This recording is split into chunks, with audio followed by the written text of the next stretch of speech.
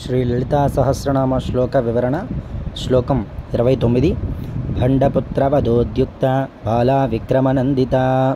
అంటే భండాసురుణ్ణి పుత్రులను సంహరించుటకు సంసిద్ధురాలైనటువంటి బాలాదేవి యొక్క విక్రమమునకు సంతోషించినది అని ఈ పదానికి అర్థము.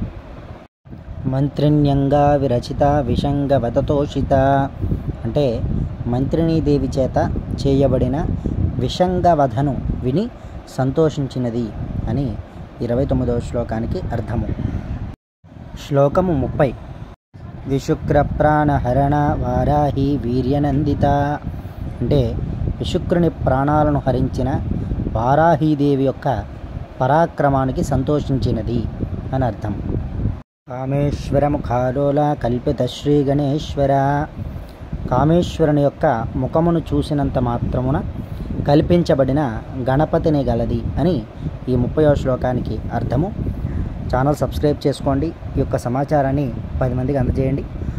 మరి యొక్క శ్లోకము దాని యొక్క వివరంతో మళ్ళీ మీ ముందుకు వస్తాను.